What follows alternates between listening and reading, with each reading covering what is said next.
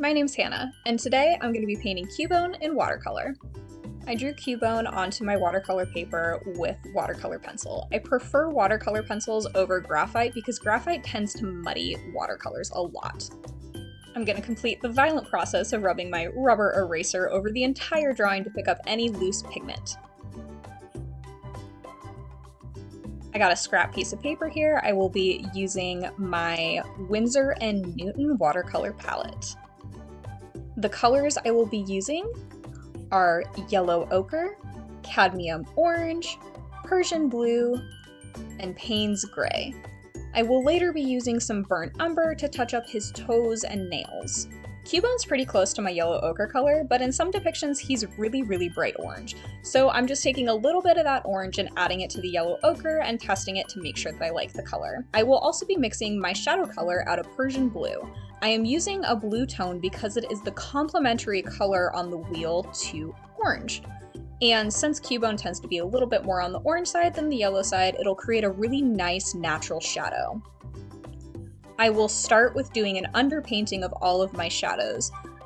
Watercolor is all about layers, so putting an underpainting down first will help create a really nice natural shadow.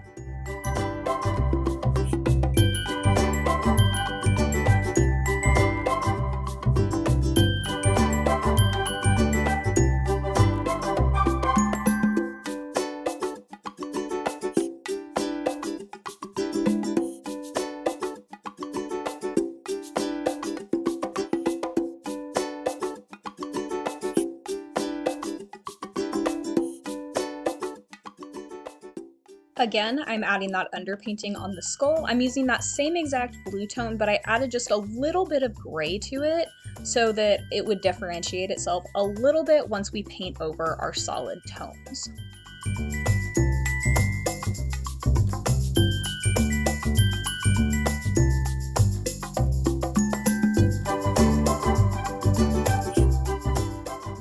Have a lighter, brighter yellow for Cubone's belly, and as you can see as I painted over that shadow, it can have a little bit of a green tone to it, but it's not something that we're going to worry about. Eventually, once I get everything painted in, your eye will be tricked, and it's not going to look green in the long run. While I wait for the belly to dry, I'm going to go ahead and work on painting the skull and the bone in his hand.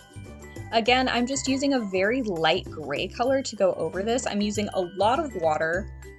Pokemon tends to be very flat tones. I prefer to paint with a little bit more texture, so I'm challenging myself here a little bit, getting a really nice even wash through the entire thing.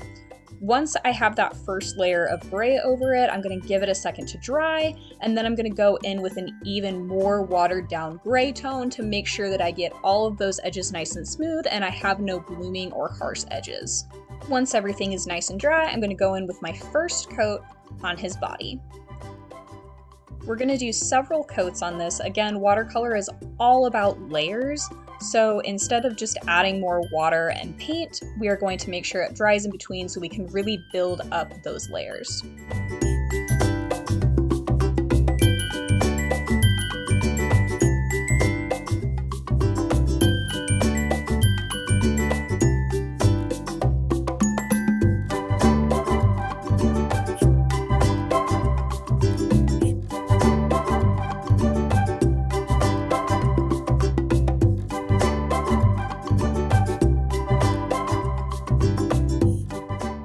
While I let that second coat dry, I'm going to go ahead and add a little bit more shadow and a little bit more depth on the skull.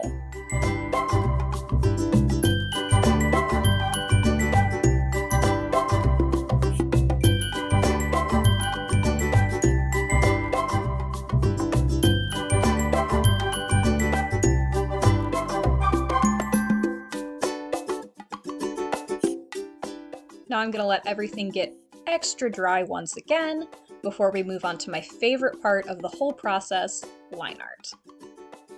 Line art is super satisfying to do, and honestly even more satisfying to watch. I'm doing all of the lines in my black pigment, which isn't something super common for me to do, but it is traditional to the Pokemon style and to the character. Fun fact about me, I didn't really get into Pokemon as a kid. I don't know what it was. Maybe it skipped my generation, maybe it just wasn't around for me, but I never really got into it. I recently kind of got into it because my boyfriend is super into Pokemon. He collects the cards and everything. So when he kind of started showing me his card collection, I just kind of fell for Cubone. I don't know what it is about him. He's really cute. Maybe I just have a thing for little gremlins and skulls.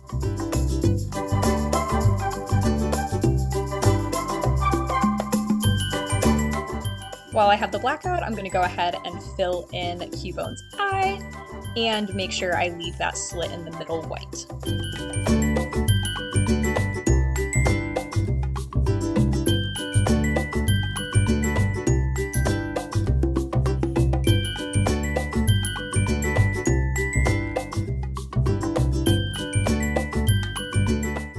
My brush that I'm using here is only a size 2. This close up, it looks huge.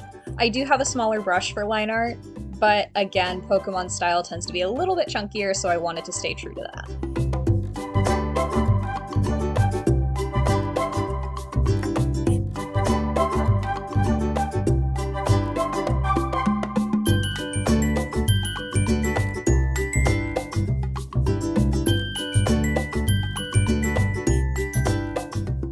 And with that, we are done.